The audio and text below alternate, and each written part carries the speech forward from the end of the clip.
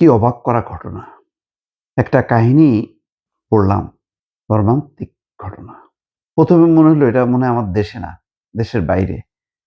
ভারতের বিভিন্ন প্রান্তে নানা রকম খবর আসে, আজব খবর অথবা অন্য কোনো দেশের। পরে দেখছি যে না, ঘটনাটা তো আমার দেশেই এবং সেটা খুলনায়।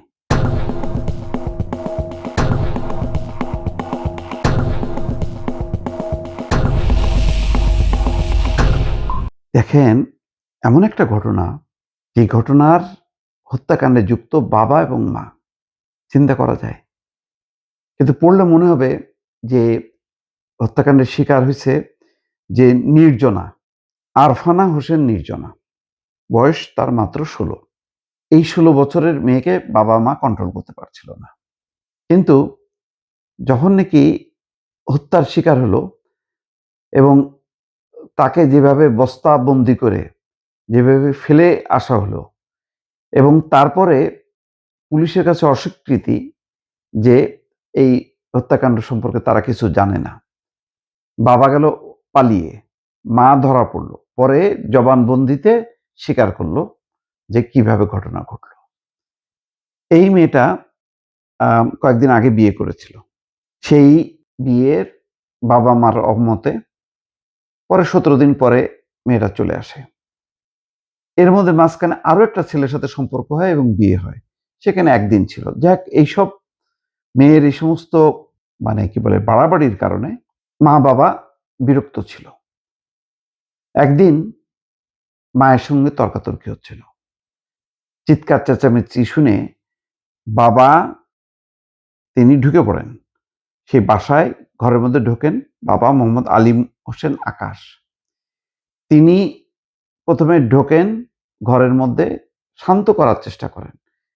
কিন্তু হঠাৎ করে কি হলো, কাঠের একটা লাঠি দিয়ে নির্জনার মাথায় আঘাত করে। এতে রক্তক্ষরণ হয় এবং সে মারা যায়, মৃত্যুর কোলে ঢলে পড়ে। এরকম ঘটনা অস্বাভাবিক না, আকস্মিক কোনো আঘাতে মারা যাওয়া।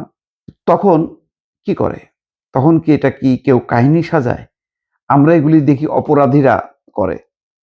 কিন্তু নিজের সন্তান, নির্জনা তার নিজের সন্তান এবং সম্ভবত এই পরিবারের এই একজনই সন্তান। তাকে কি করছে? পরে মারা যাওয়ার পর যখন নিশ্চিত হয়েছে যে মারা গেছে, বাবা-মা মিলে মরদেহ একটা প্লাস্টিকের বস্তায় ভরে, ছেঁড়া লুঙ্গি দিয়ে পেঁচিয়ে, মোটরসাইকেলে করে নগরীর নিরালা প্রান্তিকা আবাসিক এলাকা ৩ নম্বর সড়কে ফেলে আসে। বুধবার রাত ৯:৩০টার দিকে নিরালা প্রান্তিকা আবাসিক এলাকার একটি ৭ তলা ভবনের সামনে বস্তাবন্দি অবস্থায় মরদেহটি দেখতে পায় স্থানীয় বাসিন্দারা। তারপর পুলিশে খবর দেয়। পুলিশ মরদেহ উদ্ধার করে এবং মেডিকেল কলেজে পাঠায়। আচ্ছা, এইরকম নিজের সন্তান মারা গেল, রাগের মাথায় ঘটনা ঘটে গেছে, সেটাও বড় অপরাধ না। কারণ এটা পরিকল্পিত কোনো হত্যাকাণ্ড না, এটা ঘটনা ঘটে গেছে। ঘটনা ঘটে গেলে তো তখন ওই মেয়েকে তারা নিয়ে মেডিকেলে নেবে, পুলিশকে খবর দেবে, নিজেরাই বলবে যে এই ঘটনা ঘটছে। কিন্তু এটাকে এক ধরনের, যেমন অপরাধীরা বা শত্রুরা যেভাবে মানুষকে হত্যা করে, হত্যা করার পর লাশ গুম করার চেষ্টা করে এবং যারা হত্যাকাণ্ডে যুক্ত তারা স্বীকার করে না যে তারাই হত্যাকারী, বাবা-মা ঠিক হত্যাকারীর ভূমিকায় অবতীর্ণ হলো। এটাই অবাক কাণ্ড। কেমনে পারে? নিজের সন্তান তো, সেই সন্তান বেয়াড়া বুঝলাম, তার উপর বিরক্ত, সব বুঝলাম। কিন্তু কিভাবে পারে? মানে একেবারে সেই অপরাধীদের মতন, হত্যাকারীদের মতন মনে হচ্ছে যেন এটা পরিকল্পিত একটা হত্যাকাণ্ড। তা তো না। আকস্মিক ঘটনাটাকে কিভাবে তারা পরিকল্পিত একটা হত্যাকাণ্ড রূপ দিল। মানে অবিশ্বাস্য কাহিনী।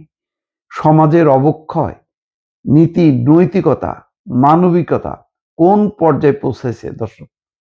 এই ঘটনাটা, এই রিপোর্টটা পড়ে আপনারা একটু চিন্তা করেন।